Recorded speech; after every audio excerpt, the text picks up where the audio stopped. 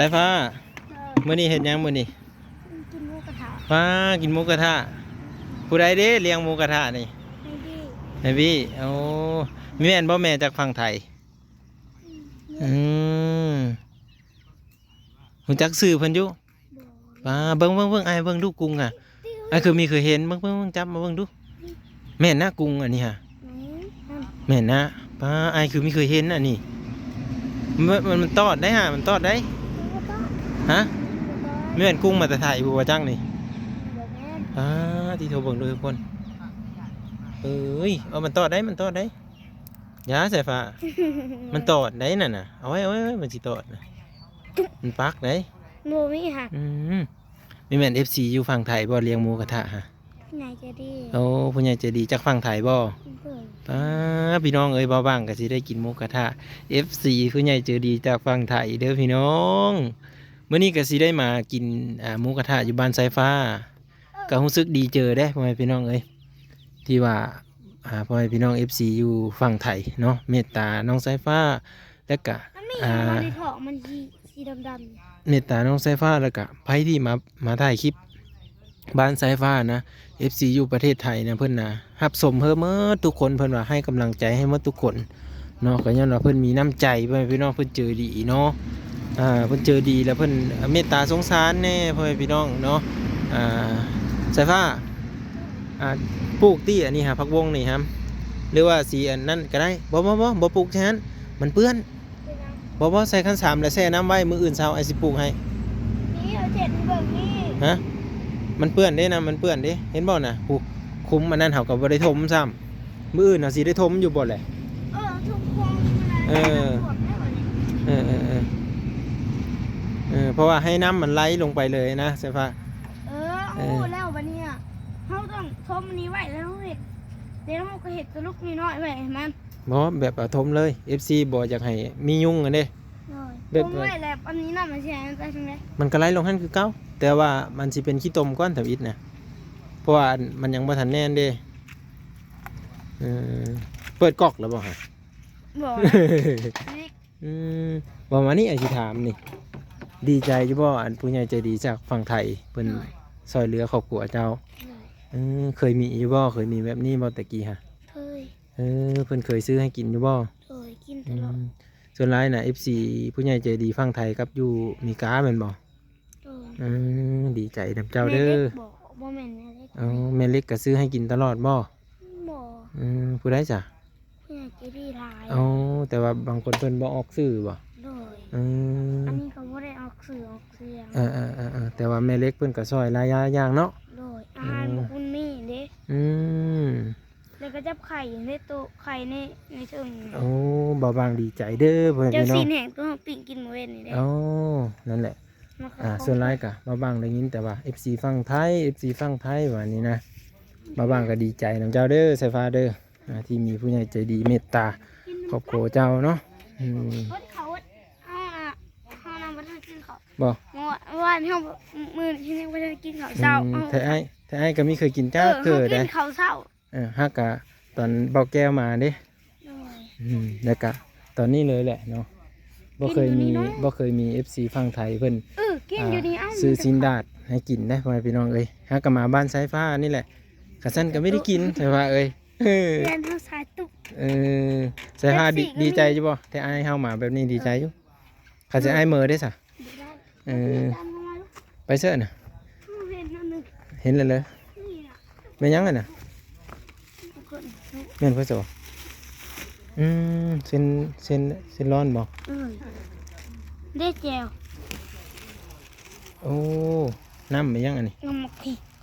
กน้ำแจ่วนี่บ่เลยแจวใส่กุ้งเด้แจวกินกุ้งเด้แจ่วกินกุ้งอันนี้เด้แจ่วยังหมูกระทะโอ้จู่โอ้ยตกได้เอาใส่นี่ซะอย่ามันแตกเนาะบ่เฮาสิถือไปไว้อยู่คนใดไปแล้วสิเอามากินได้ซะเดี๋ยวเฮาก็ถือไปหาตั้งไว้บนเตาน่ะมาสิพาไปติบอกคันแท้อ้ายมื้อได้เป็นไดโทรนำอยู่ว่าซั่นมานี่กว่าบ่นอนผู้เดียวเด้ออยู่บ่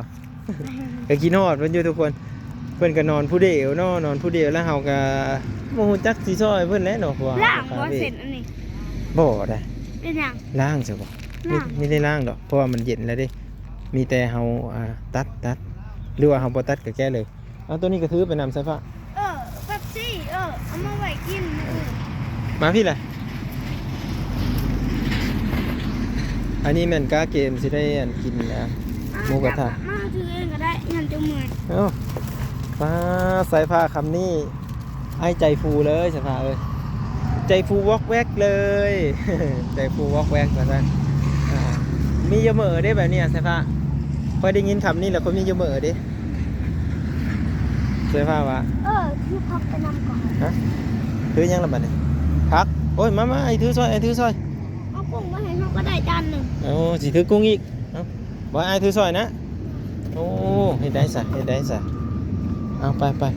มาถือเองตัวรักนี่ มันหนักดิโอ้ยเจ้าคือจะถือซอยแท้นี่ มาคนถือคนละค่ะ ยันมีดมันตกสิเจ้าดิ ตกหรอก ไปจ้ะโอ้ยคือมาพร้อมเพลงเฮกหน้ากันแท้เนาะ ไป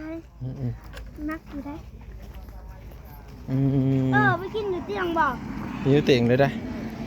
นี่ได้ดอกไผ่ มีใช่ปะโอ้ยให้ไผ่รถเขาเหยิงให้ก็ได้เนาะบ่าวน้องเนาะไปให้รถก็วุ่นวันอยู่ให้เขาเหยิงมาเห็น power bank อยากได้ power bank ดิ power bank ไผ่นี่ พวกไอ้บี้ ป้ายาคือพิลึกพิโลแท้โอ้นักครับอะไรนี่ฮะ เฮาศีรษะก็หาย ฮะ ศีรษะเขาก็บ่เห็น ซ้ำสีไส้บุญมีเจ้ามันยากแน่ครับบุญมีนะทุกคนนี่เนาะกำลังติดทานคำมือตื่นตาเลยเนาะติดตามตอนเฮายักอยู่ยักนอนพุ่นละเนาะเดี๋ยวกินหมูกระทงกระทากรอติดตามเบิ้งซองบาร์บี้พุ่นละพ่อแม่พี่น้องเดี๋ยวเพิ่นจะถ่ายให้เบิ้งเนาะขอบคุณเด้อ FC ฝั่งไทยผู้รักผู้ใหญ่จากฝั่งไทยที่เมตตาและก็ซื้อหมูกระทะมาให้กินนี่แหละเนาะหรือว่า FC ทางต่างประเทศคนลาวอยู่ต่างประเทศก็ขอบพระคุณเบิดทุกคนเด้อพี่น้องเด้อเป็นกำลังใจให้เบาบางเฮ็ดคลิปเฮ็ดวิดีโอออกมาเนาะพี่น้องเนาะขอบพระคุณหลายๆครับเนาะเราติดตามเบิ่งเนาะเฮ็ดเพื่อนนี่ฮะ ล้างหม้อ ล้างหม้อดาดบ่โอ้ กินหมู หมูเนาะกินหมูแหละต้องล้างหม้อเนาะลืมล้างมันบ่ล้างแล้วตอนก่อนนะ ล้างเลยแล้วมันบ่ออกพ่อต้อง พอละเฮ็ดหายังบัดนี้สไลด์โอ้อันแนวพัดสกอตเล็กเอาบ้างสูบน้ำเด้อเดี๋ยวอยู่ถึงพ่อพี่น้องน้องสายฟ้าเพิ่นสูบน้ำพี่น้องสายฟ้าเพิ่นมันติดเนาะโอ้กินหมูกระทะนี่อุกใจย่ามันติดเนาะเดี๋ยวมันก็อยู่เด้ เขาลืมเสน่ะมันไว้เด้ ที่จริงเราต้องแช่น้ำบ่เดี๋ยวนะขนาดว่าแช่น้ำมันติดไปนี่เนาะ ไม่สิแข็งเลย ลองมันบาดมือเด้อมือสมมติเขากินแล้วมื้อนี้แหละเขาเอามาแช่น้ำเนาะมื้อเช้าแล้วเขาล้างว่าสิเด็กคันสารเขาก็มีอยู่นี่เด็ตัวนี้เด็มันบ่ออกเลยบ่ บ่หูเด้อ เดี๋ยวลองมาดูลองพัดมาดู ที่บอกตัวนี้มันแข็งเลย พวกอันเส้นร้อนเนาะมันออกบ่ได้แหละก็ย่าแล้วเดี๋ยวจะได้สามันบ่ออกมันสะอาดนี่เอาบอลมันดำๆมาลีนี่ออกไม่ใช่บอก ติดทุกคนเลยมันติดก็ยากๆแล้วเนาะเป็นจะไรไม่จะไรเบิ่งบอกกันวะไอ้หมอต้องออกนะมันติดมันต้องออกสายฟ้าบนจัดการเลย ตอนนี้ ป้าได้กินหมูกระทะเนาะวันนี้เนาะมาบ้างกับซียูคู่มือแล้วจ้ะจะได้กินหมูกระทะเย้ได้กินหมูกระทะแล้ว FC ต่าง FC ประเทศไทยขอบคุณนะครับ โมเมนต์ได้ที่ นะ มันก็ถ่ายโมเมนต์ได้ FC ใช่จ้ะ อันนี้ลืมไม่ได้ แต่ว่าเพิ่นอยู่ประเทศไทยแม่นนะ แต่ผมเป็นซี ผู้ใหญ่เจอดีนะผู้ใหญ่เจอดีแล้วเพิ่นซื้อเขากินเนาะเพิ่นเห็นเฮาเฮ็ดเวเมื่อยนะเพิ่นซื้อเขากิน ถามเพื่อนในสูตรยังไม่ก่อนบริการเองเลย อ๋อนะพอแล้วติทำนะโอเคแล้วติ เป็นบอก มันกันยังแต่เส้นร้อนที่ชื่อดอกพี่น้องเอ้ยเส้นร้อนมันติดเนาะยันเป็นมะเร็งบ่ปะจะได้แหละเอาบ้านเจ้าบ่มี ไอ้ ไฟ เบ้มันบอก เด้อมันก็ออดสำนั้นแหละเนี่ยเขาไม่ได้แส่ไว้เนาะโอ้โหนาบ่ถือฮอดเกิบเพิ่นสิเฮ็ดอะไรได้บันเฮาเหือนนี่ มาแล้ว โอ้ได้เพิ่นเลยเนี่ยเด้นี่ นี่ เด้ หมอหามได้จะทำนี่ สบายดีเด้อ ไป ปลา ดี ลูก โอ้โตอันน้ำ มัน ใส่ได้ มันสิมีไหมบ่ฮะ มันใหม่เด้อล่ะเด้อ เอาน้ำใส่ก่อนติ ปลาเชื้อโรคมันกินก่อน ฮะ เออเดี๋ยวเย็นๆลูกพี่เฮานี่แบบ พี่จะมาเบิ่งนะมันไม่อยากออกคนใดเลยกินแต่มื้อนะคนใดมัน เพราะว่าค้างมันเหรอ อืม มันเอาสีอะไรก็ ให้พาค้างมา ดำเด้ เชื้อโรคมันเด้ โอ้คาสโลกอีก แมวจะล่ะแมวเฮ็ดจังได๋ จับมันปิ้ง แน่ บ่แพงมันติต้องสต็อกหลายๆเนาะ แม่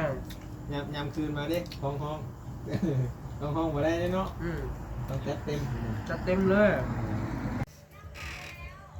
ตอนนี้ก็คือกินหมูกระทะก็คือว่าสำเร็จแล้วพ่อแม่พี่น้องเอ้ยเนาะแล้วก็ขอบคุณเด้อผู้รักผู้ใหญ่เนาะ FC น้องสายฟ้าที่เมตตาซื้อหมูกระทะให้กินมื้อนี้พ่อแม่พี่น้องเอ้ยเนาะเดี๋ยวมื้อหน้าเราจังมาติดตามและรับชมวิดีโอไปอีกพ่อแม่พี่น้องคลิปนี้ก็สิได้ไปต่อกันอยู่ที่คลิปเบอร์นี้พ่อแม่พี่น้องเอ้ยเนาะขอขอบพระคุณเพื่อนทุกคนที่รับชมและติดตามมีคำโฆษณาบ้างเนาะใช่ปะมาปิดคลิปมาเนี่ยเอซีจะเห็นนี่เป็นอะไรอิ่มอยู่บ่เลยอิ่มอยู่บ่ เน้นรัก สิรับแล้วบ่จักน่ะ เพื่อนสินอนแล้วไม่จังไต้ตาตั้มแล้วไม่จังนี่ อืม อิ่มแล้ว อิ่มแล้วกัน อิ่มครั้งแน่เลยว้าพี่น้องเอ้ยเอาปิดไว้เพียงซ้ำนี่พ่อแม่พี่น้องสบายดี เป็นว่ามู สบายดีล่ะ เอาไปแล้ว สบายเด้อ